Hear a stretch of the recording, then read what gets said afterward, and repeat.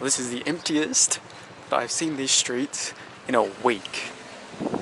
Like, I was out and about at midnight, heaps of people. Right now it's about 8 AM and there's no one. It's quite funny. And these taxi drivers want to get my attention. Don't they love me? Alrighty, let's go. I'm really glad to be going around this time of the day. This is absolutely deserted. Cairo is such a hectic city, and this is just nothing.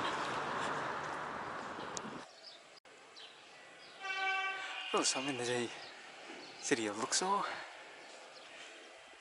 The train ride was 10 hours and it was rough.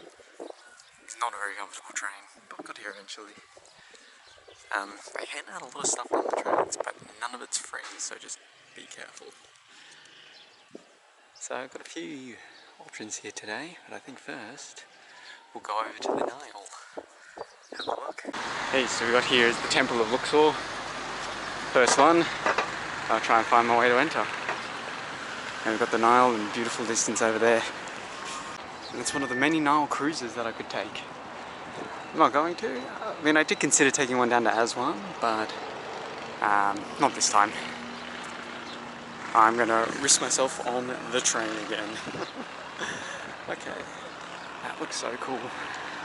Need to make my way inside somehow. It really is an incredible sight to start with, and this is only the first one.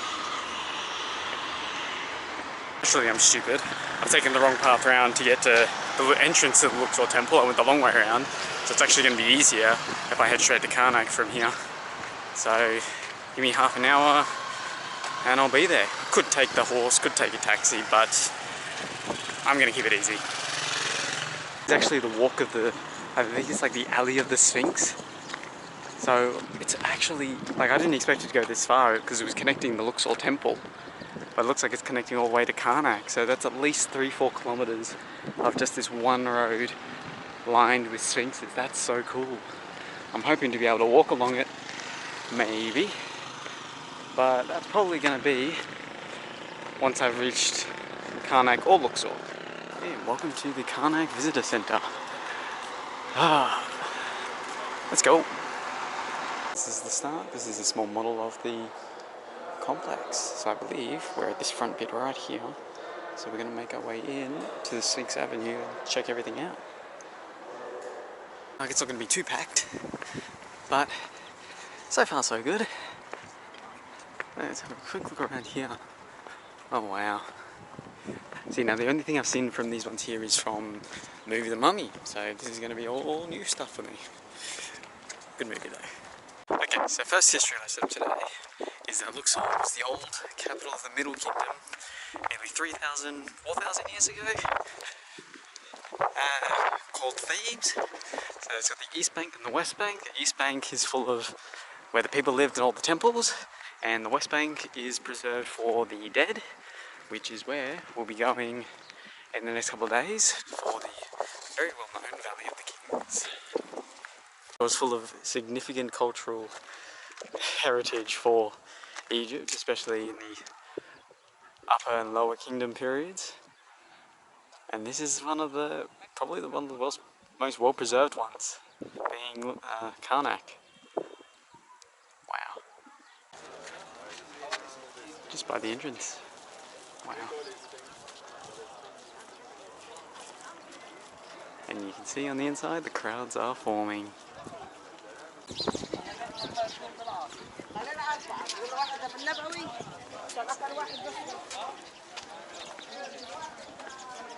Oh, this is so much larger than I expected.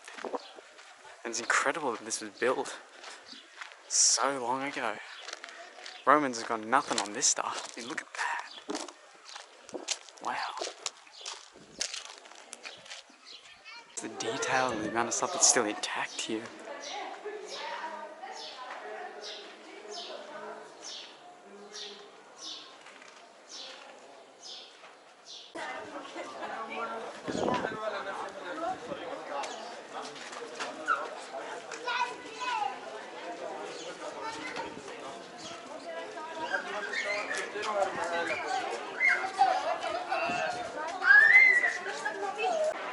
$134 of these in this one small area. and they're like 5 meter width. These are incredible. That's huge. Of course, they're not all standing today, but back in the heyday, 134 of these. That's nuts.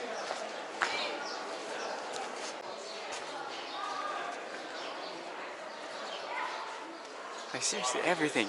It's all covered. God damn.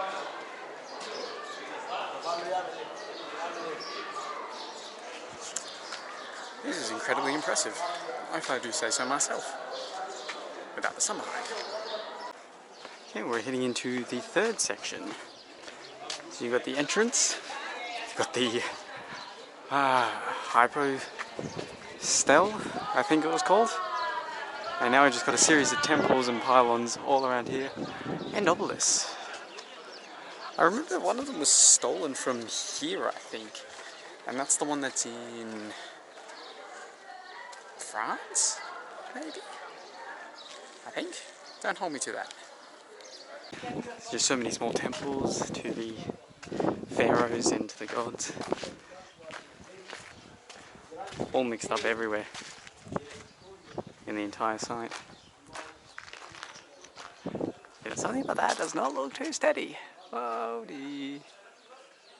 But hey, it's been standing for 1,000 years. Why not stand another day? While I'm here at least. Okay, so we found a quiet area.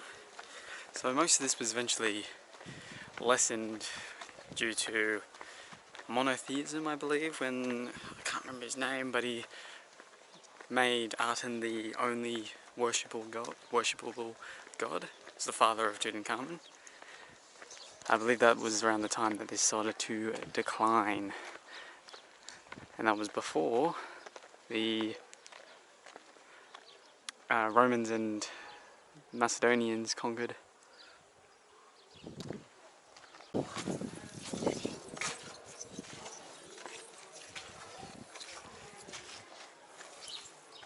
It's incredible to think that this, ignore the cut, was built 4,000 years ago, and that they haven't moved since. It's little things like that that made me just go, oh.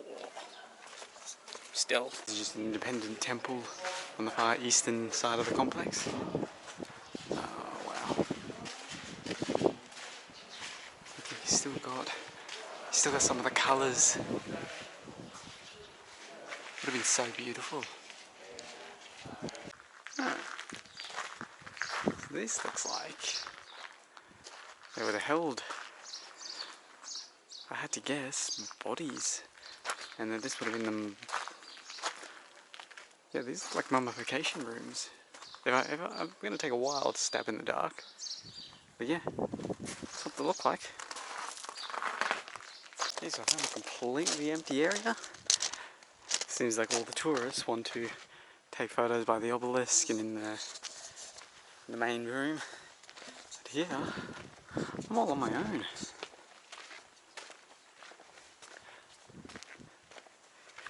You gotta remember, so many places like around the world, you won't get anything like this anywhere. It's remarkably still intact. A whole profession has actually come out of being an Egyptologist, learning about everything that they did. It's a hell of a thing.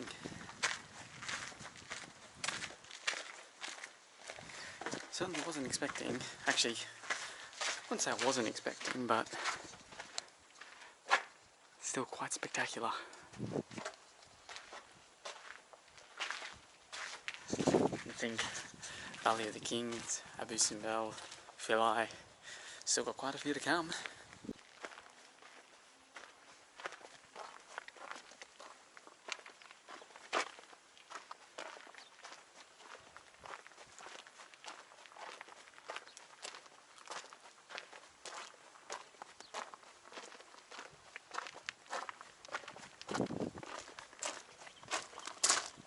I think I forgot to mention as well, yesterday, that train ride to get here, oh, it was rough. Like, it wasn't a bad train, just very uncomfortable seats, 10 hours, super slow. people yelling the whole time. It's a great experience, but I did not sleep the night before. I did not sleep on the train. I just made it through as best I could. One of the entrances is on the south end, I believe. Just the size of those statues at the entrance. It's still remarkable to think that that was built so long ago. Like, I know that they have a relatively good idea of how they did it, but it's still just insane to think about. It's no wonder people think that aliens were involved. Yet to be disproven. So you can't actually make it to the Sphinx Avenue from here. Won't completely let me through. They're doing some work. But there is access to the Sphinx Avenue from the Luxor temple, which is over the other side. So that'll be my next stop, I think, for today.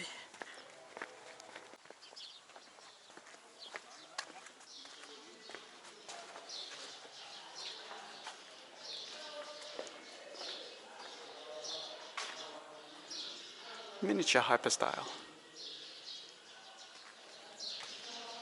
Wow. There's so many. It's absolutely incredible. It's not off this way here. I've just entered the Luxor temple for the Avenue of Sphinxes, which is right here. This is literally an avenue that heads all the way to Karnak, I believe. So from here it's about 3-4 kilometers, and they've got one of these sphinxes both sides of the road every, say, 5 meters?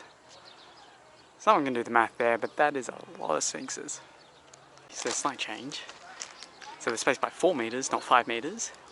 It's 2.5 kilometers, 2,700, and it's not just the Andra sphinxes. It's got rams and quite a few other things as well. So there you go, 1,060. That answers my question. So there you go, so you got the ram statue, the Cry Sphinx, and then the Andra Sphinx. But it's 807 of the Andra Sphinxes. It goes all the way to Karnak. That's really cool. So we've got some amazing statues, this really, really big obelisk, and quite a cool little entrance. Right. And this is where Ramses II had his court, I believe, in this region. Oh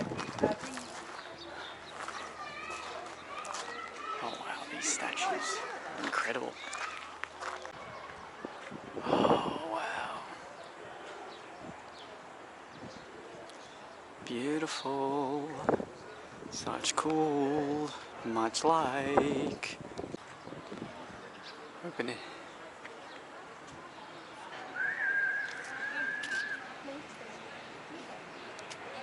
So this here is actually a Roman Luxor temple, possibly converted, but it was reconstructed by the Romans. And let's go check it out. Oh wow.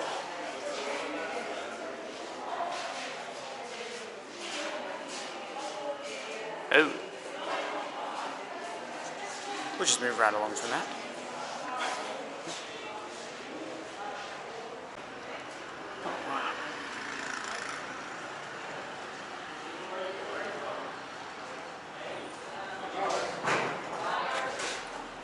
Luxor has much more intact temples itself. Everything else is pretty similar, but if you just imagine what it would have been like having the whole thing, you know, fully rebuilt, connected with Karnak, it just would have been such a cool time. The Karnak and Luxor temple days done. It's just very cool. I'm far too used to seeing Roman ruins. This is the first time I've ever seen anything like this. And this is much, I don't know, just the simple fact that they've got carvings over every single wall. It's just incredible. So, another few days in Luxor, a few more little ideas, we're good to go.